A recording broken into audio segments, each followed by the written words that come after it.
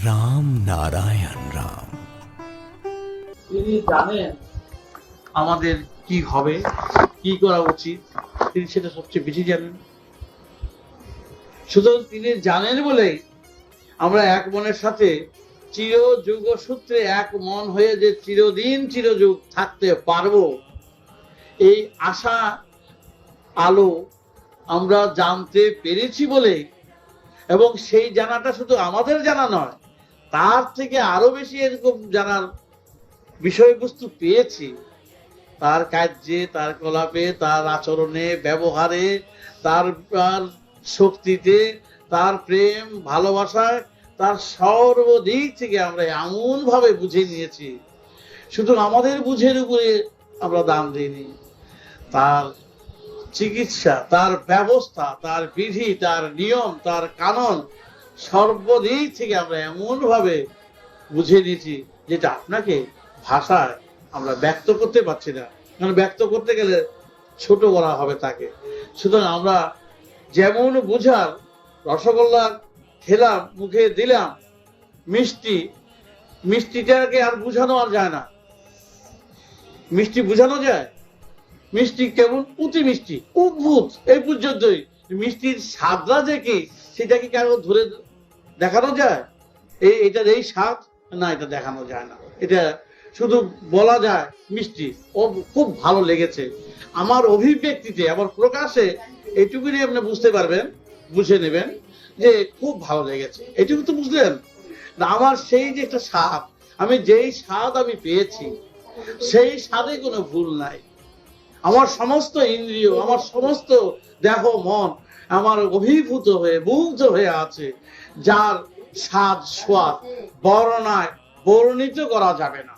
শুধু ওই যে রসগোল্লা মিষ্টি, শুধু অদ্ভুত লাগছে, অদ্ভুত ভালো লেগেছে, এই আমার ভালো লাগার যে প্রকাশ ভঙ্গিমাটাই আপনি বুঝে নেবেন। তার সাথে আমাদের যোগাযোগ সূত্রে কত বড় গভীর, কত যে গভীর, সেটা ডুবে খুঁজে পাওয়া যাবে না। ডুবলেও হার মেনে যাবে, তল, তার অতলের তল খুঁজে পাওয়া যাবে না। সুতরাং আপনাকে এর চেয়ে বেশি কিছু আর প্রকাশ করতে চাই না। না না না, আমি বুঝতে পেরেছি আপনারা ভুলের পথে নয়। আমি তো বুঝতে পেরেছি আপনাদের বিবেক বিচারের দিয়েই আপনারা অভিভূত হয়ে আছেন, মুগ্ধ হয়ে আছেন। তা না হলে আমাদের বয়স আছে, আমাদের রূপে গুণে প্রেম ভালোবাসাকে আমরা জানি না? কি মনে করেন? সব জানা আছে, সমস্ত এখানকার জানাগুলো, যেখানে মানুষ যা চায়, এখানে যা পেলে খুশি হয়, সেই গুণ আমার হয়েছে। অক্সফোর্ডে পাস করেছি, আমি ইচ্ছা করলে একটা কলেজে, ইউনিভার্সিটিতে আমি একটা ভালো একটা কিছু করতে পারি। সুতরাং সমস্ত মোহ, সমস্ত লোভ প্রলোভন আমার কোনো দিক থেকে আমার কোনো সাড়া নেই। শুধু পেটের জন্য কিছু করা দরকার, সেই হিসেবে যতটা করা প্রয়োজন বোধ করি ততটা আমি করব, তারই আদেশ। সুতরাং দেহ সুস্থ রেখে, মন সুস্থ রেখে যতটা করা দরকার করব, যতটা সেবা করা দরকার করব, আর যতটা গভীর চিত্তে তার আদর্শের সে নিয়ে বসে থাকতে পারি, সেইটুকু নেই করব। বলে একজনও কি আপনাদের মনে নিরাশ আসে না, হতাশ আসে না? ওদের বলছে আর কি, একজনই হতাশ হন না? এই হতাশ ভাব হয় না যে কিভাবে আছি, চাতকের মতন, কবে জল আসবে, কবে সেই জল পান করব, এইবার একজনই কি আপনার মনে হয় না? কারণ চাতক পাখি যখন জন্ম নিয়েছে এই পৃথিবীতে, সুতরাং চাতকের পান করার ব্যবস্থাও প্রকৃতি করে রেখে দিয়েছে, ওকে বুঝাচ্ছে। সুতরাং চাতক বলে মেঘ হায়, মেঘ হায়, মেঘ আয় বলতে পারে, সে ডাকতে পারে, কিন্তু ব্যবস্থা দেখো আকাশে বাতাসে রয়েছে তার জমা। সেই জমা থেকে যা ঝরে পড়ে তার তৃষ্ণা নিবারণের দিক থেকে একেবারে উতরিয়ে পড়ছে। সুতরাং আমাদের এতটুকু মুহূর্ত, এতটুকু আমরা হতাশ হই না, নিরাশ মনে আসে না। আমাদের আনন্দের জোয়ার, আনন্দের ধারা সবসময় বইতে থাকে এবং পরম শান্তির পথ, পরম আনন্দের দিকটাই সব সময় এগিয়ে যাচ্ছে। আমাদের মৃত্যু ভয় নাই, আমাদের কোনো আতঙ্ক নেই, কোন রকম কোনো ভয় ভীতি আমাদের নাই। মাঝে মাঝে যদি অসুখ বিসুখ হয়, ভুগতে হবে, ভুগছি, তাতে যদি মরতে হয় মরব, এই শিক্ষা আমি পেয়েছি। ওষুধ খাওয়ার ব্যবস্থার জন্য ওষুধ খেতে বলেছেন, ওষুধ খাই, চিকিৎসকের সাহায্য নেই, চিকিৎসা করি, তাতে যতটুকু হয় করি, ত্রুটি করি না, কোনোরকম গাফিলতি করি না, এবং খাওয়াতেও করি না, খেতেও করি না। খেতেও আমরা খেয়ে নেই, তার জন্য আমাদের উপোস, এই খেতে হবে সেই খেতে হবে, কোনো বালাই নাই, যা ভালো লাগে তাই আমরা খাই, এবং যাদের খাওয়ানো ভালো মনে করি তাদেরই খাওয়াই। আমরা সবার সঙ্গে মিশে সব কিছু করে আমরা সব সময় আবার একটা আলগা হয়ে আছি। কচু পাতার জল তো দেখেছেন, ওরা বুঝাচ্ছে কচু পাতার জল, জল কচু পাতাতেই আছে, কিন্তু জল আর কচু পাতা তো লাগে না, টল টল টল টল করছে, সব কচু পাতাই ঘুরছে সে, কিন্তু সেই জলটা একটা মনে হয় যেন একটা হীরার টুকরার মতন লাগছে, ঝিকঝিক করছে, কিন্তু যে কোনো মুহূর্তে কচু পাতা এসে সরে পড়তে পারে।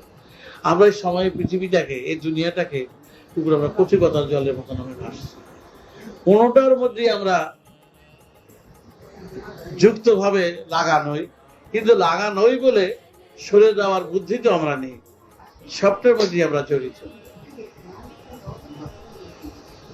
তাই আছি, তার কৃপা ভালো আছে।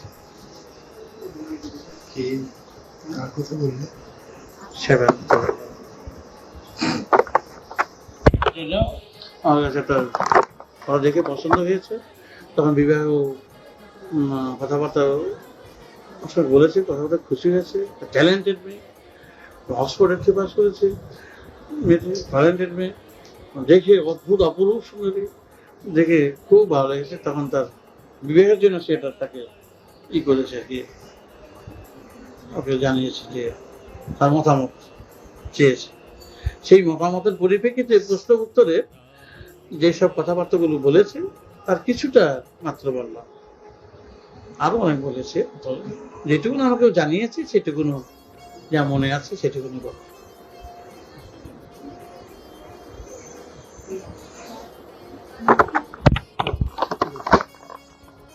কাছে থেকে বলে কথা না হয় দুটো বেশি বলবে, দূর থেকে তার আলো উপভোগ করছে,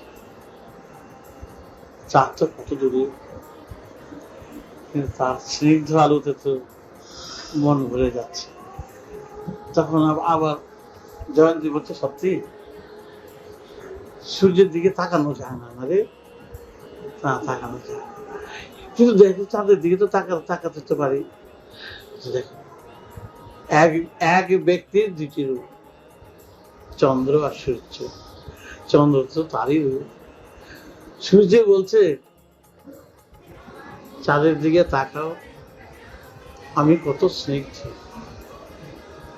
আমি কত সুন্দর, অন্ধকারে সে আলোটা কত মধুময় করে তোলে, কত জিজ্ঞাসার উত্তর পাওয়া যায়, কত মীমাংসার সুর খুঁজে পাওয়া যায় এই অন্ধকারে এই স্নিগ্ধ আলোর প্রকাশে।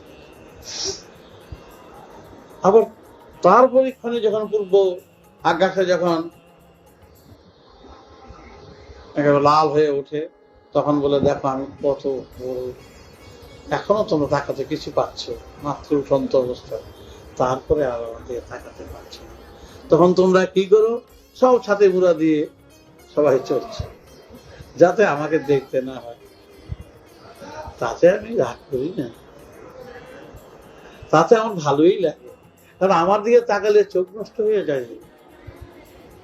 আমি তোমাদের চোখ নষ্ট করবো না, যে চোখ দিয়ে তুমি সবকে দেখবি, সবাইকে দেখবি, সেই চোখ দিয়ে আমার দিকে তাকিয়ে, এই চোখ দিয়ে তাকালে কিন্তু আমার দেখতে পাবে না, আমার জন্য আলাদা চোখ ব্যবহার করতে হবে। সূর্য বলছে, আমার জন্য আলাদা চোখ তোমাদের গ্রহণ করতে হবে, এই চোখ দিয়ে আমাকে দেখবে না, তার জন্য তোমাদের আলাদা চক্ষু। তাই তো, তাই তো আমাদের ঠাকুর বলতেন না, জ্ঞান চক্ষু। সেই জ্ঞান চক্ষু দিয়ে তার দিয়ে তাকিয়ে থাকা যায়, জ্ঞান চক্ষু দিয়ে তাকে বোঝা যায়, দেখা যায়, সেই চক্ষু নষ্ট হয় না। আর এই চক্ষু দিয়ে দেখবার জন্য দিয়েছেন অন্ধকারের রাতে চাঁদের আলোতে। চাঁদের দিকে তাকালে কিন্তু চোখ খারাপ হয় না, চোখ ভালো বলে হয়। সুতরাং আমাদের চক্ষু হচ্ছে অন্ধকার রাতে চাঁদের দিকে এখন, আর দিনের বেলায় প্রখর তেজের সূর্যের দিকে এই চোখ দিয়ে তাকালে চলবে না। এই চোখ হচ্ছে বৈষম্যের চক্ষু, বিবাদের চক্ষু, হিংস্রতায় চক্ষু। এই চক্ষু দিয়ে আমাদের দিকে তাকালে চোখ নষ্ট হয়ে যাবে, সাবধান। এই চক্ষু বৈষম্য আছে, বিবাদ আছে, বিচ্ছেদ আছে, ক্লেদে ভরা, হিংস্রতায় ভরা। এই চক্ষু দিয়ে আমাকে দেখতে এসো। আমার জন্য চক্ষু আলাদা তোমাদের ভিতরে রয়েছে, সেটা হচ্ছে আজ্ঞা চক্র, যেটাকে বলে, সেটাই বলে জ্ঞান চক্ষু। জ্ঞান চক্ষু উন্মুক্ত করো, উন্মিলন করো, এবং আপনি দেখতে পারবে সেই স্নিগ্ধতায় ভরা যে আমি চাঁদে রাত্রে, যেটা এই চক্ষু দিয়ে বোঝো। জ্ঞান চক্ষু দিয়ে তুমি যত থাকাবে তত বেশি আমার গভীরতার পরিচয় পাবে। তাই তো কাছে দূরে কিছু হয় না, তবু আমরা বাইরের দিক থেকে একটু বিচার করি। কাছে পেলে তার খাওয়াটা দেখলাম, পড়াটা দেখলাম, তিনি হাসছেন, খেলছেন, এইটা তা তো স্বাভাবিক। কাছে থাকলে একটা কাছের গুণের একটা কাছের গুণ তো একটা আছেই। তবু দেখ, আমরা সেটা ভেবে ভেবে দেখি। তিনি সেই বাল্য বয়সে সেইভাবে চলতেন, সেইভাবে কাজ করতেন, সেইভাবে আমরা চিন্তা করে আমাদের কি সেটা কম লাগে? মাঝে মাঝে ভেসে ওঠে তার মুখ, ভেসে ওঠে, আয় না সিলেটটা দে না, পেন্সিলটা দে না, মনে পড়ে না? হ্যাঁ, সেটা কত সুন্দর শব্দগুলো কানে ভেসে আসছে। হ্যাঁ, সেটা কত ভালো বলতে কিনে। তাই তো প্যারা যখন পারলো, এক হাতে প্যারা নেয়, আর এক হাতে আমার হাতে, তোর হাতে দেয়। দেখছো কথা শোনো, আরেকদিন কি করেছিলি মনে নাই? বলে কি, প্যারাটা খেয়েছে, খুব ভালো মিষ্টি, খুব ভালো ডাসা প্যারা, বলতো না ডাসা প্যারা, আমি খেয়েছি, ভালো লাগছে, নিজের কামড়ে প্যারাটা আমাকে দিলে। হ্যাঁ, আমার তাকিয়ে না, এবার তুমি যে দিয়ে দিলে, তুমি যে খেলে না, তখন কি উত্তরটা দিয়েছিল বল দেখি? তাহলে আমি অন্যের মুখ দিয়েও খাই, মনে আছে কথাটা? হ্যাঁ, বেশ মনে আছে। দেখছো, তিনি আমাদের মুখ দিয়ে খাচ্ছে। আমরা নিজের মুখ দিয়ে যে স্বাদ গ্রহণ করবে, সেই স্বাদটা তিনি বড় মনে করলেন না, তিনি সবচেয়ে বেশি মনে করলেন আমরা যদি খাই, সেই স্বাদে তিনি তৃপ্তি লাভ করছে, তিনি তৃপ্ত। সুতরাং যার দৃষ্টিভঙ্গি শিশু বয়স থেকে, এবং তিনি সম্বন্ধে আর কোনো বক্তব্য আছে?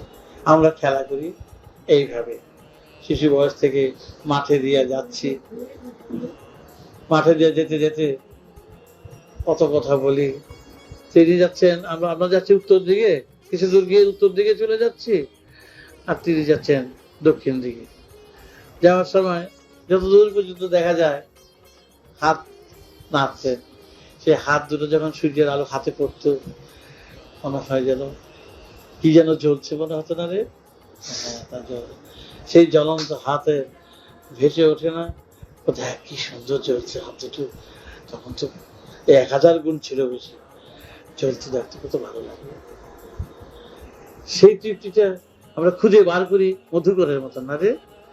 তাই তো মধুকর যেমন ফুলে ফুলে মধু থেকে আহরণ করে মৌচাক গড়ে তোলে, আমরা কিন্তু তার সাথে এমনি খেলাধুলা এখন না পেলেও আমরা কিন্তু খেলাধুলা করছি, সেই সব স্মৃতিগুলো মনে করে করে কুড়িয়ে কুড়িয়ে নিয়ে আসছি সেই মধুগুলো।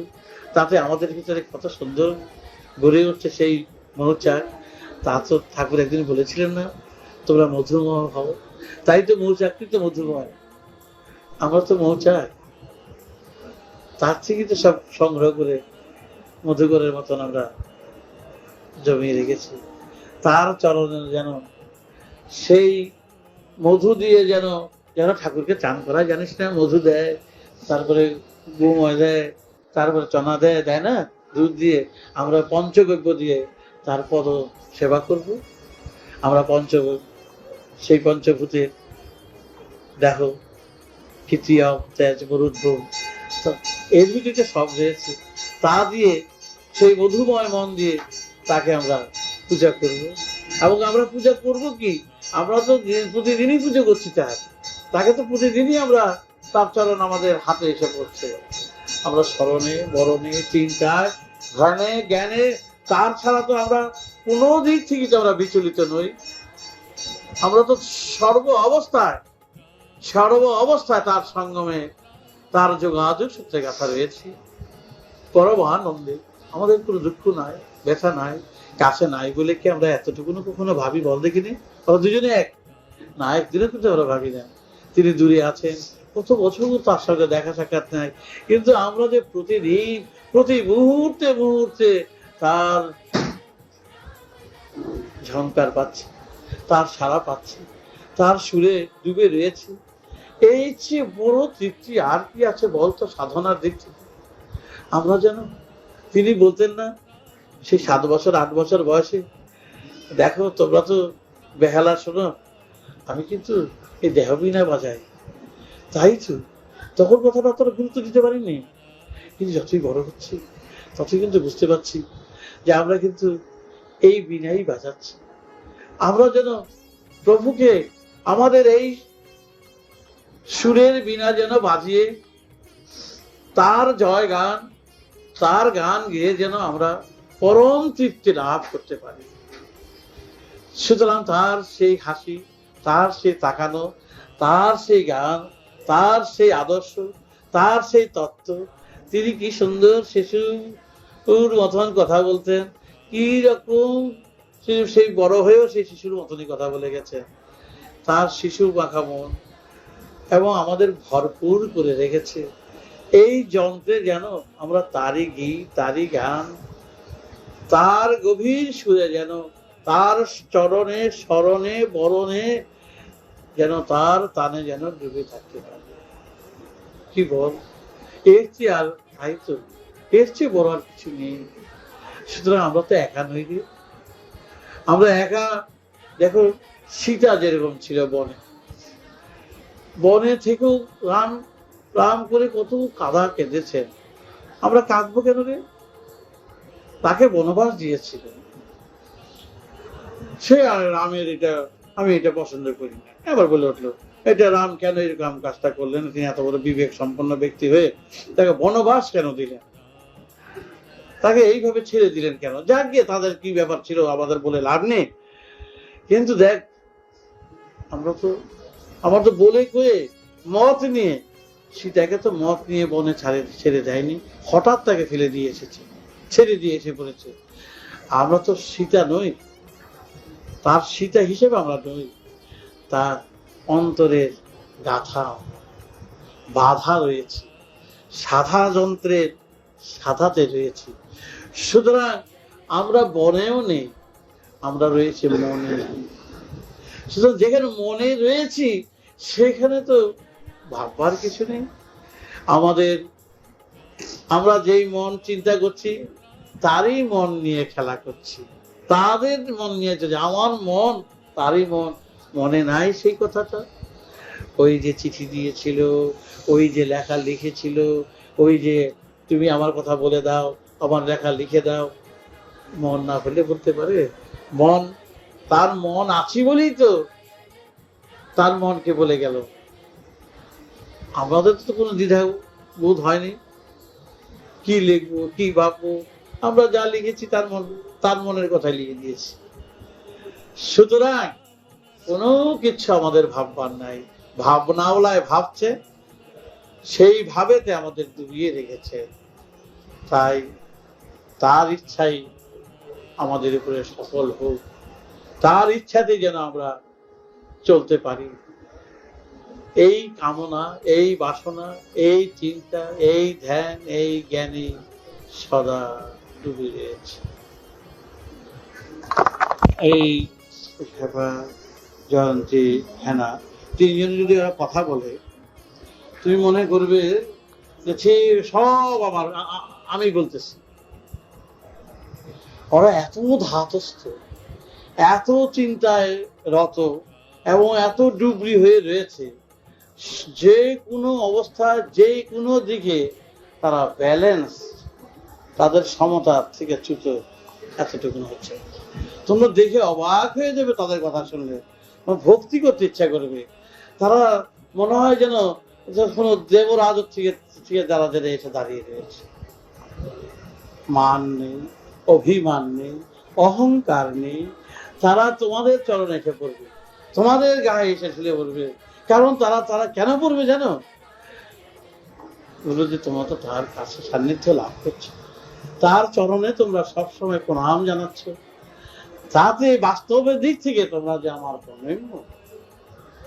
যদিও আমরা দূর থেকে তাকে প্রণাম করছি তাকে, কিন্তু ব্যবহারিক ক্ষেত্রে তাকে তো তোমরা সবসময় তার চরণামৃত পাচ্ছ, তার প্রসাদ পাচ্ছ, তার সান্নিধ্য লাভ করছো। এই দিদি গো, তোমরা ভাগ্যবতী।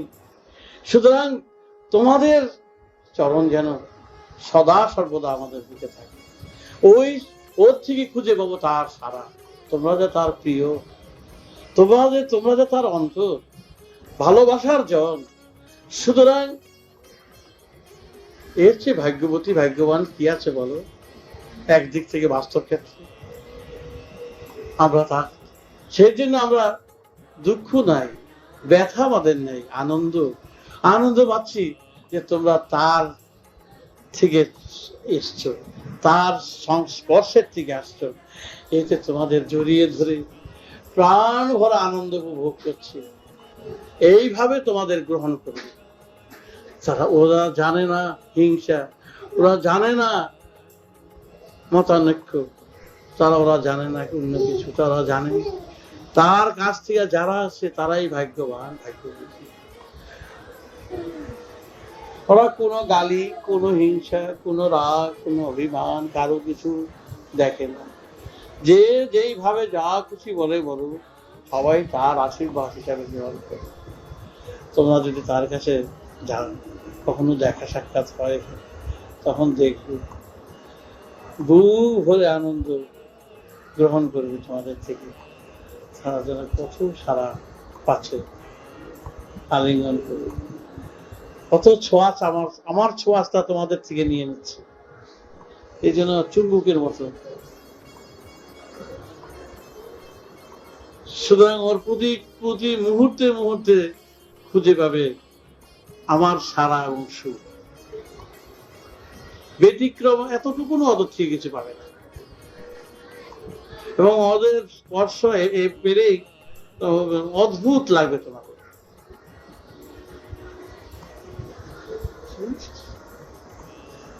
এবং এই তৈরি এরাই বলবে যে সবাই তৈরি হতে পারে। তৈরি হওয়ার জন্য এখানে ভাগ্য বা অদৃষ্টের প্রয়োজন হয়। ঠাকুর 9 বছর সময় বলেছিলেন, তোমাদের বলবে যে জন্মটাই এই সার্থকতার জন্য। কিভাবে প্রতিটি কথাগুলো কিভাবে গ্রহণ করেছে। জন্ম হলো কেন? বিরাট সার্থকতা যদি না থাকে, উদ্দেশ্যের সফলতা যদি আমাদের না থাকে, প্রকৃতি অযথা জন্ম দিয়ে আমাদের সাজা দেবার জন্য জন্ম দেননি। প্রতিটি জন্ম সার্থকতা রয়েছে, সফলতা রয়েছে এবং আছে বলে স্বয়ং স্রষ্টাই হোক, স্বয়ং প্রকৃতি হোক, আমাদের জন্ম দিয়েছেন সেই উদ্দেশ্যে। এখানে অন্য কিছু আমাদের ভাববার কোনো প্রয়োজনীয়তা নাই। আমরা ভাগ্যের উপরে, অদৃষ্টির উপরে ছাড়বো কেন? আমাদের জন্ম যখন হয়েছে, জন্মের সাথে সাথে দেখো, যখন দাঁত ছিল না তখন স্তনপান, দাঁত হলো, স্তনপান শেষ হলো, আসলো অন্য খাদ্য। দেখো, তার জন্য কি তোমাদের কোনো পরিশ্রম করতে হয়েছে? প্রস্তুতি রয়েছে তোমাদের, পরপর কি হবে তার খাবারের ব্যবস্থা রয়েছে। এবং সবকিছু দেহের যা কিছু দরকার সব ব্যবস্থাগুলো সাজানো রয়েছে। এতগুলো সাজানো যদি ব্যাঠিক না হতে পারে, তাহলে এইটার বেলায় কি ব্যাঠিক হবে? এটা ভাবতে হবে। তার কথা যে সবগুলো 15টা মিলতেছে, তোমার চাহিদার দিক থেকে তৈরি আছে, তুমি কষ্ট করে পাও, সাঁতরিয়ে পাও, লাফিয়ে পাও, যেইভাবেই ডাকাতি করে পাও, সেটা কোনো বড় কথা নয়।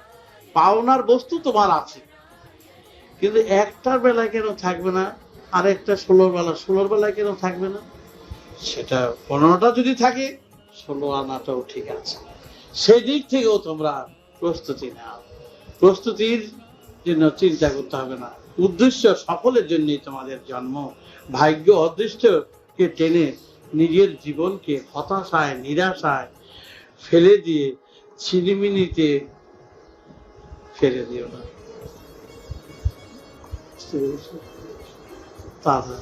এই কথা তোমাদের বলবো। আর দিদিকে যখন ডাকবে না, যেন কত রসে ভরা, মধু ভরা ডাক। তোমাদের এই কথাই বলবো। তোমাদের ভাগ্যবান, ভাগ্যবতী, সার্থক জন্মের সার্থকতার খোঁজ মিলবে। পেয়ে গেছো, পেয়েছ, ধরে নাও, তাকে ধরো, তাকে বোঝো।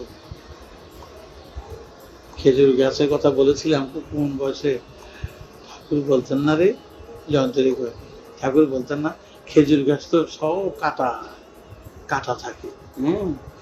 দেখো তো সেই কাটা পালিয়ে কেমন করে রসওয়ালা তার থেকে রস বার করে, সেই রস কি সুস্বাদু রে।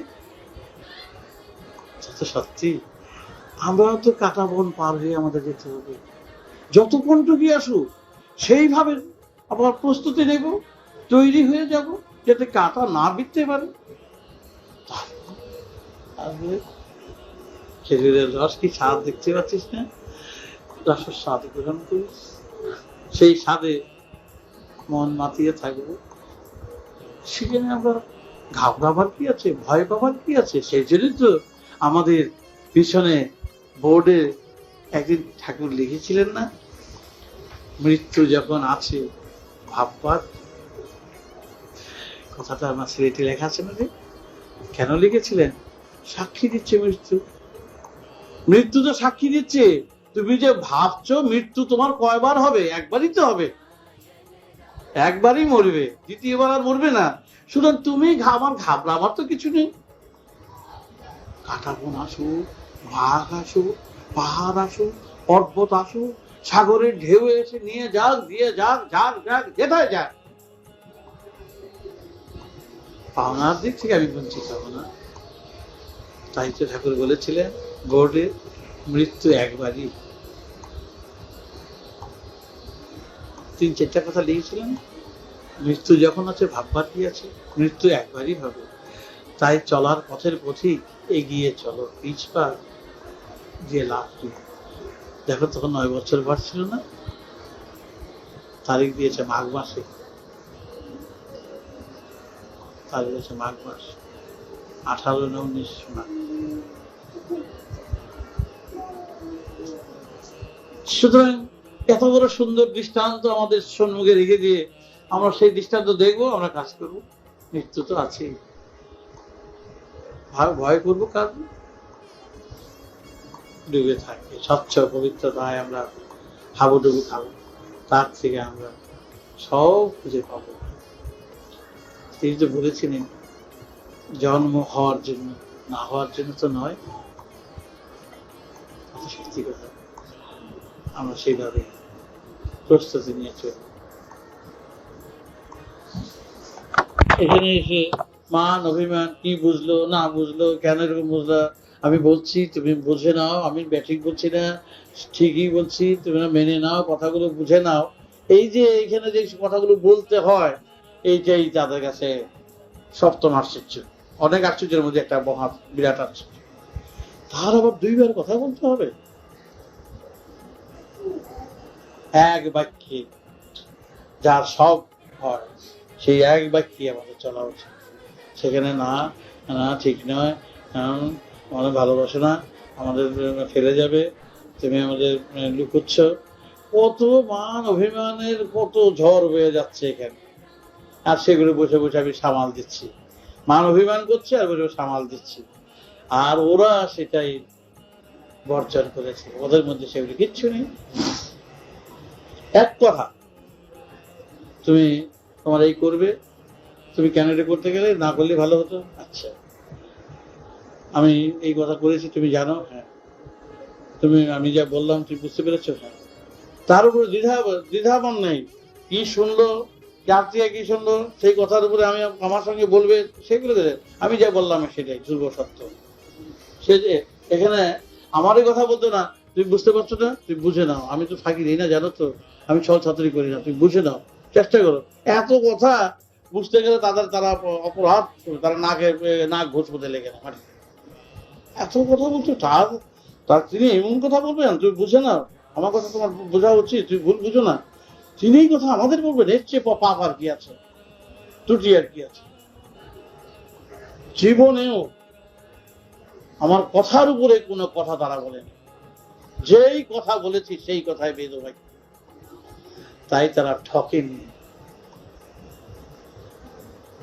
কিন্তু বাস্তব ক্ষেত্রে, ব্যবহারিক ক্ষেত্রে সবচেয়ে পানিশমেন্ট চলছে ওদের, সাজা চলছে। আমার সঙ্গে দেখা নাই, সাক্ষাৎ নাই, পড়ে আছে, কোন রকম কোনো সংস্পর্শে নাই, কত বড় সাজা, কিন্তু সেই সাজাটা আশীর্বাদ স্বরূপ মাথায় নিয়ে চলছে। আর একটা ব্যক্তি বিজ্ঞানী দেখে বাগুড়া যেমন হয়ে কান্নাকাটি লেগে গেছে, কথা বলছি, তাতেই কত অবস্থা।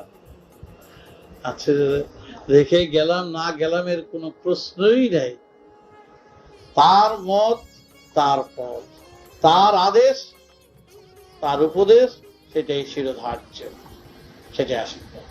তার উপরে কোনো কথা বলা সাথে না। আমাদের চক্ষু সূর্যের দিকে তাকানো নয়, আমাদের চক্ষু মাটির দিকে, সূর্যের দিকে না তাকিয়ে মাটির দিকে তাকিয়ে কথা বলতে হবে। কারণ সূর্যদেব সব সময় সৃষ্টি রক্ষা করছে, তার সাথে চোখ তাকিয়ে কথা বলা সেখানে কারো সাজে না। চোখ নিচের দিকে তাকিয়ে তার সাথে কথা বলতে হবে, এবং জ্ঞান চক্ষু যখন ফুটবে তখন তার দিকে তাকিয়ে কথা বলবে। এর আগ পর্যন্ত সূর্যদেব বলছে, আমার দিকে তাকিয়ে তোমাদের কথা বলা সাজে না, সাজবে না। বুঝতে পেরেছ? সুতরাং এই চক্ষু দিয়ে তার দিকে তাকিয়ে কথা বলা চলবে। তিনি বলছেন মাটির দিকে তাকাও, আমার আদেশ পালন করো, এই হলো সূর্যদেব। সুতরাং তিনি হচ্ছেন জ্ঞান সূর্য, তার আদেশ, তার উপদেশ আমরা মাথা নত করে শিরোধার্য করে আমরা তার প্রতিটি আদেশ উপদেশ আমরা পালন করে চলব। তার দিয়ে চোখ তাকিয়ে কথা বলা, এর চেয়ে বড় অপরাধ কিছু নেই। আমাদের চোখ যখন জ্ঞান চক্ষু ফুটবে, বিবেকের চক্ষু ফুটবে, তখন তার দিকে হাত জোর করে, করজোর করে আমরা তার রসস্বাদ গ্রহণ করব। সেখানে তখন তিনি তাকাতে বলেছে। ওই চোখ না ফোটা পর্যন্ত আমরা তাকেই কথা বলবো না। কি বলিস জানছি, সত্যি কথা। একেবারে কাছাকাছি এসে বলেন, ভারতবর্ষের একেবারে সীমান্তে, তখন ব্রিটিশরা বুঝিয়ে দিল এই সব জার্মান সৈন্যরা আস্তে আস্তে ভারতকে আক্রমণ করার জন্য। সুতরাং এখন প্রস্তুতি নাও। বাঙালি সৈন্যরা যারা ছিল ভারতবর্ষে, তাকে সবগুলি পিছিয়ে সরিয়ে দিল। সব ওই গুর্খা টাইপের যেগুলো আছে, খচ্চর টাইপের গুর্খা, আর ওগুলিকে বলে গোড়া শূন্য বলে, এগুলো সামনে দিল এবং অর্ডার দিল, এনিমি ঢুকছে, তোমরা স্টার্ট, 60,000 লোককে মেরে ফেলি। একটা লোক ফ্ল্যাগ নিয়ে পাহাড় থেকে ঘরে ঘরে বাংলার সীমান্তে আসে, ফ্ল্যাগটা পুতলো, মারা গেল। তখন বুঝতে পারলো কি ভুল করেছে। চুপে ফুয়ে বলতেছে, সুভাষ বোসরা দল আর আমরা আইএনএর ফোর্স, আমরা আজাদহীন ফোর্সের লোক, আমরা ভারতবাসী, আমাদের সাহায্য করো, আমাদের সহযোগিতা করো, তোমরা এগিয়ে আসো, তোমরা ভুল করো না, ভুল বুঝো না, গুলি মেরো না, গুলি মারো না, আমাদের উপরে আক্রমণ করো না, আমাদের ধাস ধাস কেমন আনবো করছে, সবগুলো রক্তপাত করে ফেললো, মরে গেল। আমার গেল ঠিক তাই। আমি মহাকাশে চিৎকার করছি, সেই বর্ণনায় সবাইকে জানাচ্ছি, সবাইকে সেই সুর দিয়ে যাচ্ছি, সবার ভিতরে ফুটিয়ে তোলার ব্যবস্থা করছি, চিৎকার করছি যে ভিতরের এনিমিগুলো, ভিতরের সমস্ত জ্বালাগুলো সব ভুল ভুল বুঝাচ্ছে, যা যাবি না, মরবি, এসে বলবি, হেনে করবি, সব উল্টো উল্টো বুঝাচ্ছে। তাতে হলো কি, আমার চিৎকারটাই রয়ে গেল, আমি চলে গেলাম, করে রইল তোমরা, সেটাই রয়ে গেল। বিচ্ছেদটাই সবসময় রক্ষা হয়ে গেল, বিচ্ছেদটাই বড় হয়ে যাচ্ছে, ভুল বুঝাবুঝিটাই বড় হয়ে থাকে। এটা তো মৃত্যুর সমতুল্য। যেখানে আমার সাথে আমার আদেশ উপদেশের অমান্য করা, এখানে ভুল বুঝাবুঝি হওয়া, এর চেয়ে মৃত্যু তুল্য আর কি আছে বলো? তারা কামানের বন্ধুকে মরছে, তোমরা মনের বন্ধুকে, মনের বিবেকের দংশনে, বিবেকের কথা না শুনে তোমরা ওটা, তাদের মৃত্যু হয়ে গেল, মৃত্যু সমতুল্য বলে। এইটাই চলছে। তাও তো আমি অনেক চাপিয়ে চাপিয়ে চাপিয়ে চাপিয়ে রেখে রেখে একটু একটু করে তালি দিয়ে দিয়ে রাখার চেষ্টা করি, তাও তো গড়ে উঠতে পারছি না, গড়াতে পারছি না, সময় নষ্ট হয়ে যাচ্ছে। দিন রহনে সে চলে রে মানুয়া, ক্যা সে এতনা দেরি, দিন তো চলে যাচ্ছে।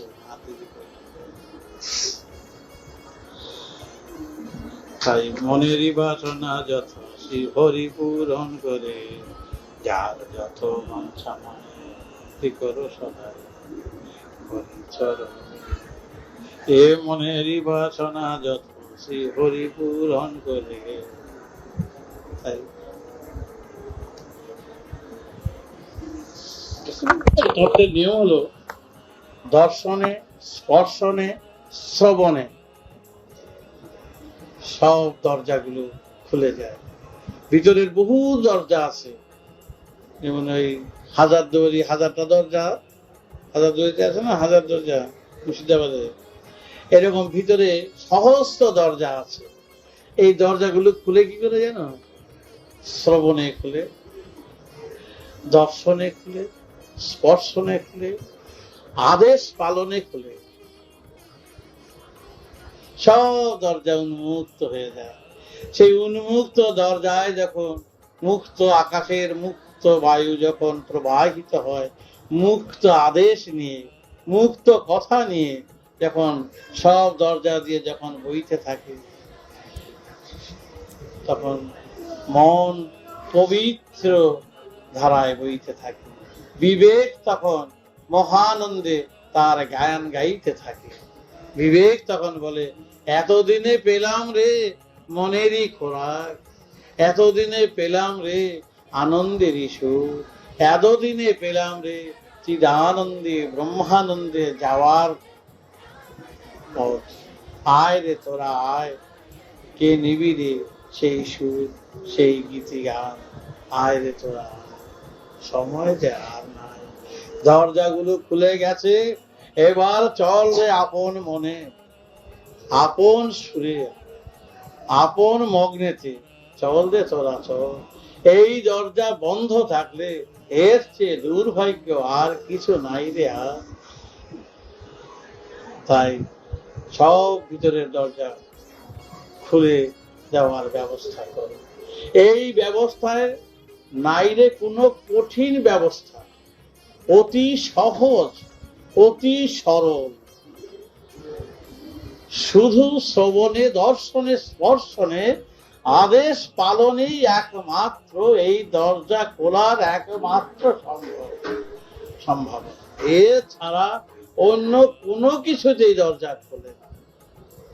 আদেশ বহন করো, নির্দেশ বহন করো, শ্রবণে দর্শনে তন্ময় থাকো, আপনি স্ফুরণ হবে, আপনি সব দরজা খুলে যাবে। সূর্যদেব তখন বলবে, আমি 2 হাত বাড়িয়ে দিচ্ছি, তোরা খুলে আয়। জ্ঞান চক্ষু খুলে গেছে, এবার তোরা আমার স্বরূপ খুঁজে পাবি। এবার আর ভয় নাই, এবার তোদের তাকাতে কোনো লজ্জা নাই, এবার তোর তাকাতে কোনো ভয় ভীতি নাই, এবার তোদের চক্ষু নষ্ট হবে না। খুলে গেছে দ্বার, দাঁড়িয়ে এবার দ্বার ধরে বসে আছে, দাঁড়িয়ে দ্বার ধরে বসে আছে। এবার দাঁড়িয়ে দ্বার রক্ষা করছে, এবার দাঁড়িয়ে তরি ভাষা দিয়ে ভাসিয়ে দেওয়ার ব্যবস্থা করছে। দাঁড়িয়ে দ্বার ধরে হাল ঠিক রেখে চলার পথের গতি দিকটা সুন্দরভাবে হাল ধরে পথ দেখিয়ে দিয়ে যাচ্ছে। চল রে এবার চল। বনে গেছে সেই লোহা আগুনে দিয়ে হাতুড়ি দিয়ে পিটিয়ে সেই লোহা ইস্পাতে পরিণত করছে। আবার চুম্বকের স্পর্শে চুম্বকত্ব লাভ করলো। তাই মরিচা বলা সবারই থাকে। এই মরিচাগুলো পরিষ্কার হয় কিসে? অন্য কিছুতে হয় না, শ্রবণে, দর্শনে, অনুভূতিতে এবং আদেশ পালনে। আর কিসে হয়?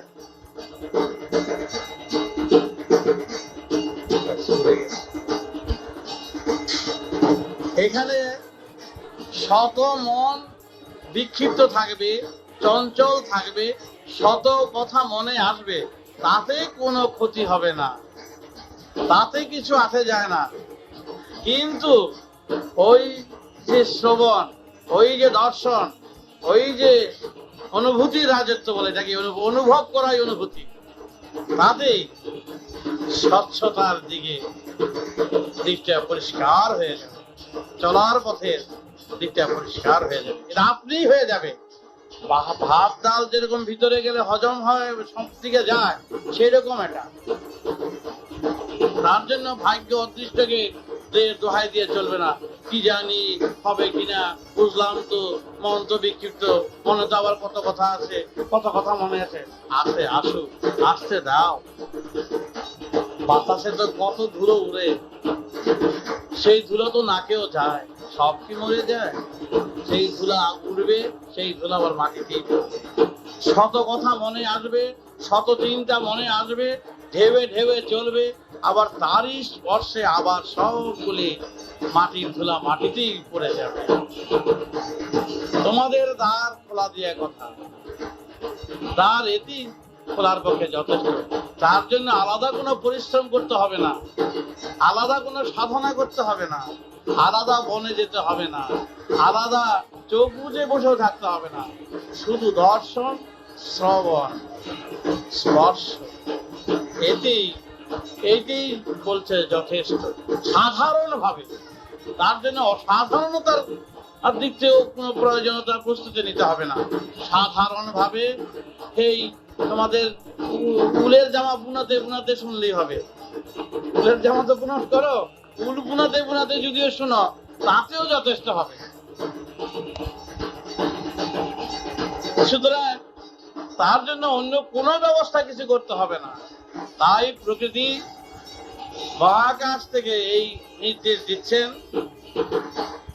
অতি সহজেই তোমাদের সব দুর্লভ বস্তুর সন্ধানের তোমরা দিকে যেতে পারবে। সুতরাং পাও অতি সহজেই উপলব্ধি করতে পারবে, সেদিক দিয়ে কোনো তোমাদের কোনো অসুবিধা। তোমরা যা ভাবো, যা চিন্তা করো, যত কিছু আবিরতা, যত কিছু ঝঞ্ঝট, এই বুঝে হলো না, এই দিকে হলো না, এই মন এদিকে নষ্ট হয়ে গেল, সময় চলে গেল, মৃত্যুর 1 সেকেন্ড আগেও সব কিছু হয়ে যাওয়ার ব্যবস্থা রয়েছে। এই যে প্রকৃতির মহাদান, এই দান থেকে যেন কেউ বঞ্চিত না হয়। দান তো গ্রহণ করতেই আছে, বেঁচে যতক্ষণ আছে, তার দানেতেই সব বেঁচে আছে।